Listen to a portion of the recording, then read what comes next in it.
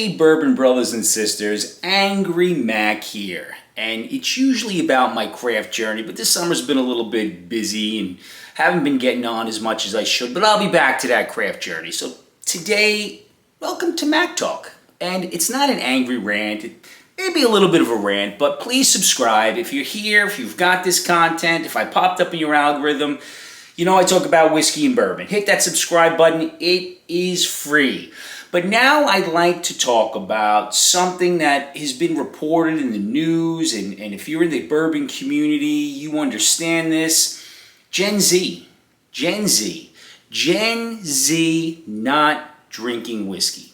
Gen Z not drinking as much as Gen X was, or the millennials were, or boomers. That the drinking has gone down from Gen X. Now let's stop there for a second, because Gen Xers are actually drinking about the same as the past generations. However, their drinking habits have changed through the birth of legalized pot and other substances you can get. Ready-to-drink cocktails are much more of a hit. Tequila, as once vodka was. So whiskey seems to get pushed to the side. And we're going to talk about why whiskey gets pushed to the side. But first of all, the thing we need to understand is that Gen Z really isn't drinking any statistically less than we were. What they are doing is drinking differently. And the whiskey industry and the community needs to figure out how to draw these young people back in, So the industry, what are they doing? They wonder why Gen Z is not buying. Really? You wonder why? Because the prices of whiskey continue to go up even though there's a glut. The allocations continue even though there were 9 million bottles and barrels sitting everywhere. The prices continue to go up, as I just said. So you have these younger people struggling just to make ends meet, to pay an apartment, to pay a student loan, to make car payments, and then you're asking them to spend $1 zillion on a bottle they may or may not like, because the bottles are either the big size, regulars, or they don't make a lot of the small ones in good bottles. I mean, you want to get bottom shelfers. A bottom shelf is really introduction that young people want. Do you really want them to trying to swill on the bottom? And believe me, there is some great stuff on the bottom, but they're not going to gravitate to that because it's not the cheapest. And let's face it, it's hard for them to break the bank on a bottle they may or may not like. So let's talk about Gen Z. Why are they not drinking? So if you want to blame them, it's foolish. If you want to say, well, they only drink seltzers, they're only drinking tequila, they're only drinking mixed drinks, they don't have the appetite for whiskey, they don't appreciate whiskey. This is a false narrative, because young people do appreciate whiskey. They don't appreciate the price. And I think that when we look at this, we're looking at bottles that could be anywhere from 80 to 120 to 200 to 500.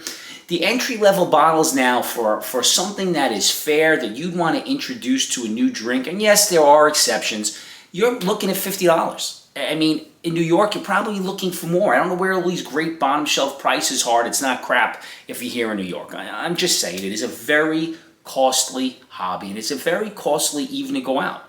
You go out to a bar, and you get a whiskey, and you could be looking at $12 for a shot, for a shelf whiskey, not something great.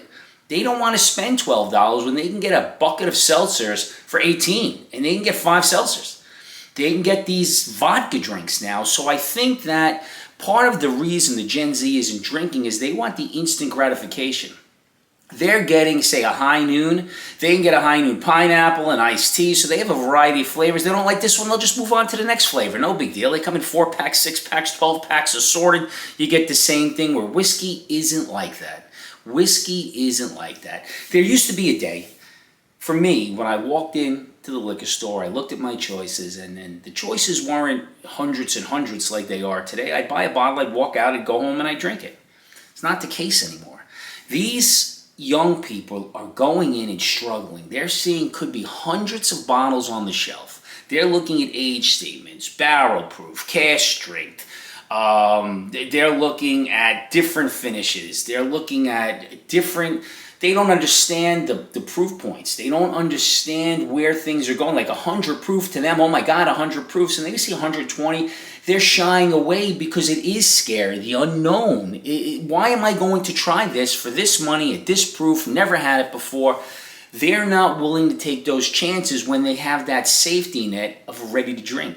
And I said these kids are going in, buying an old-fashioned, liking an old-fashioned, but when you go into the store, you can't buy an old-fashioned unless it's ready to drink. Then you have to make the old-fashioned. So then if you get it and you don't really like it, you have this full bottle and you have everything you need for it, it's just a waste. It's just a waste, and I think we've all been through that. So to these think that it's easy for these kids to go in, these Gen Zers to go in and buy something off the shelf and learn how to enjoy whiskey and develop their palate. And let's figure, we have to develop a palate. Developing a palate isn't cheap either. It is insane to think that they're not enjoying whiskey for any other reason than they're just not enjoying it. I mean, there are a plethora of reasons, and I've just given you several, and there are probably more I'm not even thinking of it. And somewhere along the line for Gen Z, and not all Gen Z, because if you follow me on the other platforms, TikTok and Instagram, you know the squirrel, he's 27 years old. His friends are starting to develop the palate now. I introduced him. When they come over, I introduce them. I give them some bottles. I give them samples. But it's introducing them. Before that, they didn't see it as fun. They saw it as an exclusive club. They can't get it. And you know, when I was growing up, I learned because someone took me in, one of my friend's dads, and he would share with me all the time. And then we started sitting around, having a drink. I'd be having a bourbon, his dad would be having a bourbon, my friend would be having a bourbon, a couple of guys would be having a beers, and we talk and we make memories. That is not how Gen Z grew up.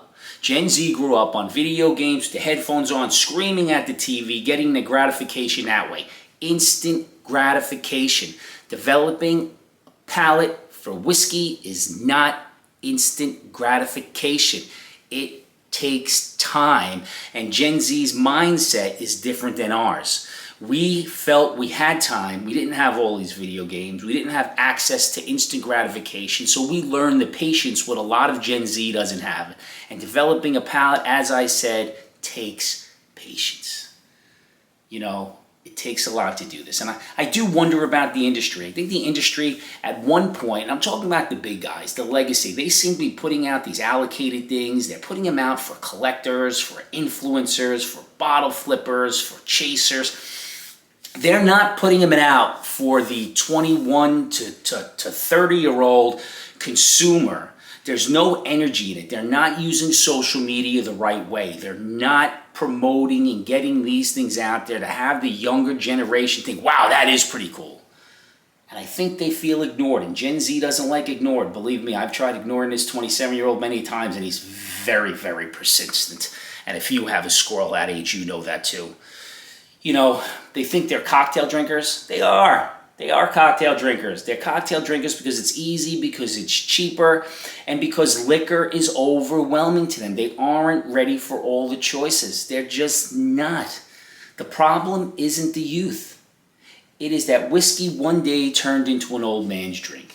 And I remember it was an old man's drink when I first started, until someone introduced me, took the pretentiousness off it, and made it familiar and treated me like, wow, you're going to sit and have a whiskey and a bourbon with me? And then I realized there were some conversations that went into that.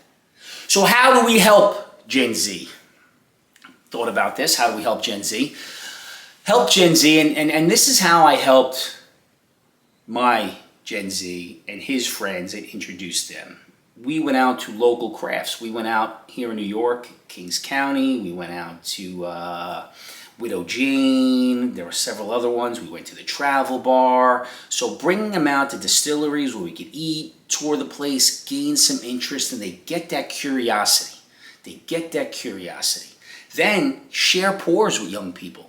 So if you have a squirrel, you bring them over, you ask their friends, hey guys, you guys have any interest in trying? Come on downstairs. And they're going to be amazed. They're going to be overwhelmed. And you get them in easy. You let them drink it how they want it. You don't gatekeep it. They want it with ice, give them ice. They want it with root beer, give them root beer. You know, recommend affordable bottles. Recommend. You're not going to recommend the new Russell's 13. You're not recommending the Peerless 10-year. Recommend something that is affordable to their price range that you're pretty sure that they're going to like. You're halfway done with the bottle, give them the bottle. You'll get more. Really, give them half the bottle. Enjoy this. Let me know what you think. If you don't like it, give it to somebody else. Share it with your friends. Bottle shares. Invite them to bottle shares and as guests, don't bring anything. Just come. Meet the people and then try. You have to bring them in with the people. You have to remember that we were all beginners at one time. There was a time when you, when I, when everybody had their first drink for real. I'm not talking about in high school, steal your dad's liquor and chugging it and refilling it with water, whatever you're doing, iced tea like they would never know. I'm not talking about that. I'm talking about when you really sat down and began your journey and had that first drink and you knew you were on your way, for whatever reason it was. And that's what we need to remember. We need the next generation. The industry needs to stop marketing hype and scarcity and allocations and high prices and limited and fancy package. They need to stop that because that is not drawing anybody in. What we need to do is start creating a bigger community. And the communities that I am in for bourbon are tremendous people. They love to have people in there. They took my squirrel in with open arms, and I'm sure they would take yours in. And if you're in a community like that and you have a group of friends, you understand what I'm saying. Nobody falls in love with a whiskey bottle that's behind glass that's $1,900. You know what they fall in love with? They fall in love with a bottle like this. This is Rockpile, sent to me by a friend to try. 90 proof, so I think this is a good beginner bourbon, but they fall in love with the story. They fall in love with the story and the bonding of other people, and that's what whiskey and bourbon is all about. It is about sharing a pour with great people and making connections. And I say it all the time. It's never about what's in the glass. It's about who you're sharing it with. And this glass is actually from a friend of mine, Metalheads. Johnny Fish, a friend of mine, through whiskey and bourbon, who I've made a relationship, who makes my life better. So is the whiskey making my life better? Sure. Is the friendships? Absolutely. This is my first try of this one. I just cracked this. Not even good. It smells good. It smells really good. Now let's go. 90 proof. Oh, this is very nice. This is a very nice 90 proof, easy drinking. Like, this would be great for a beginner. A little bit of a hug. Really good. Find the people you love. Tell them you love them. Tomorrow's not guaranteed. Find that Gen Z. Say, brother, come drink with me. Share. It's never, ever what's in the glass, although that is great. It's who you're sharing it with. And right now, I am sharing it with you. Cheers, everybody.